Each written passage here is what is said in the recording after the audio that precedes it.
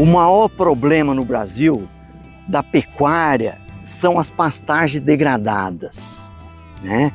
Essas pastagens comprometem a produtividade e também, de alguma forma, prejudicam o meio ambiente. As pastagens degradam por falta de manejo do pasto, especialmente superlotação.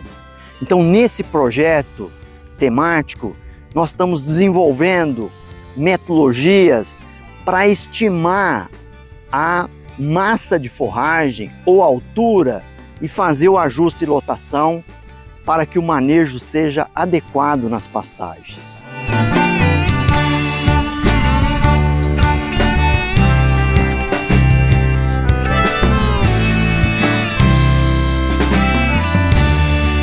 Então esse é o retângulo que a gente usa para coletar as amostras, né? O retângulo tem 0,9 de comprimento por 0,5 de largura, ou seja, a área do retângulo é 0,45, né? Para coletar. Então a gente coleta essa amostra, coloca num saco, né? Toda a forragem.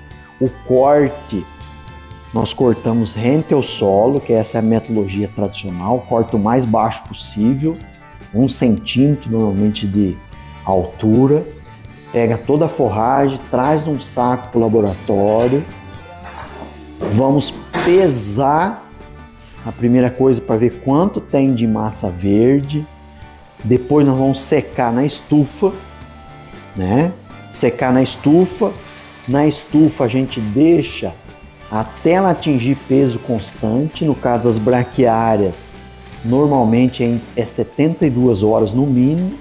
Então nós vamos secar e obter a massa seca, ou seja, a forragem completamente desidratada.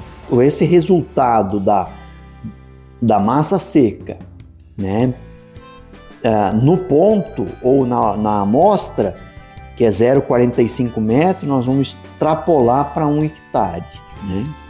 Então, para vocês terem uma ideia, agora na safrinha, a gente está obtendo uma massa seca de forragem, ou massa de forragem, de 4.000 quilos por hectare. Essa é uma massa boa, né? Uma massa no nível adequado, média, alta, né?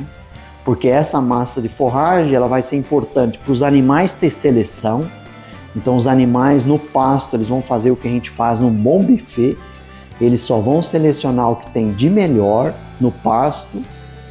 Com isso eles vão estar ingerindo uma dieta com alta qualidade, traduzindo em ganho de peso. Essa estimativa de massa no método tradicional, que é o mais utilizado, a gente tem uma precisão de 85%, 90%.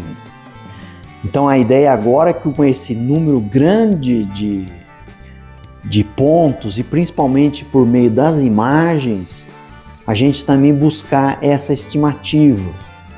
Porque a estimativa pelo método tradicional de cortar a forragem dá muito trabalho, né? É demorado, né? Por isso que a maioria dos técnicos não fazem, né? Uma parte também no Brasil não conhece isso, né? Essa tecnologia.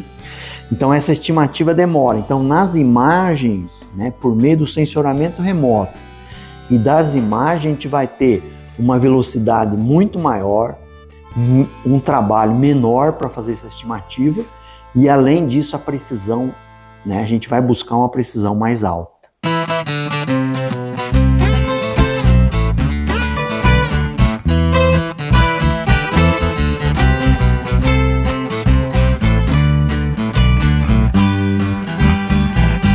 Os resultados são muito bons, né?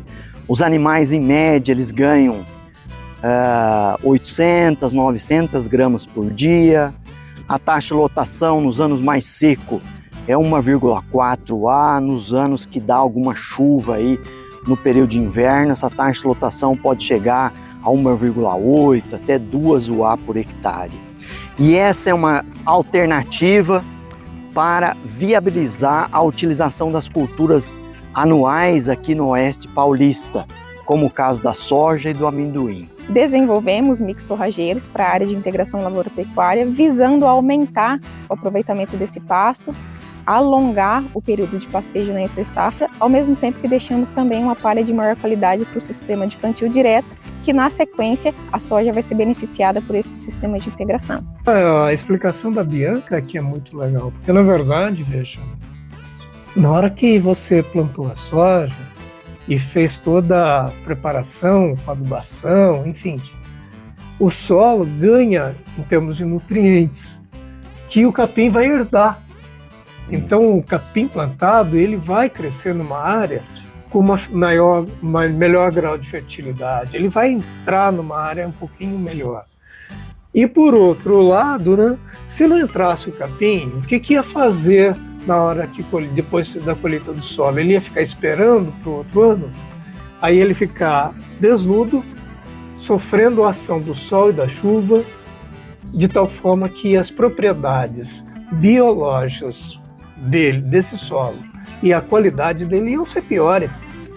E agora, com o capim, ele mantém melhor essa qualidade e quando entrar a soja novamente, a soja se beneficiou da integração.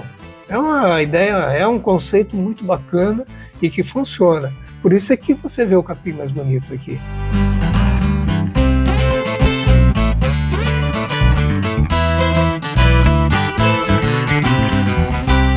Um produtor rural, um pecuarista que vê um capim desse aqui, ele realmente fala, nossa, o meu não está assim, porque o cenário que a gente vê aqui no entorno, né, nas propriedades vizinhas, não é de um capim com essa coloração como está esse aqui. A gente vê um capim mais amarelo, mais seco, ou seja, que é um capim que não está mais alimentando o animal, né? Um capim que está se mantendo, esperando aí no desespero a próxima chuva.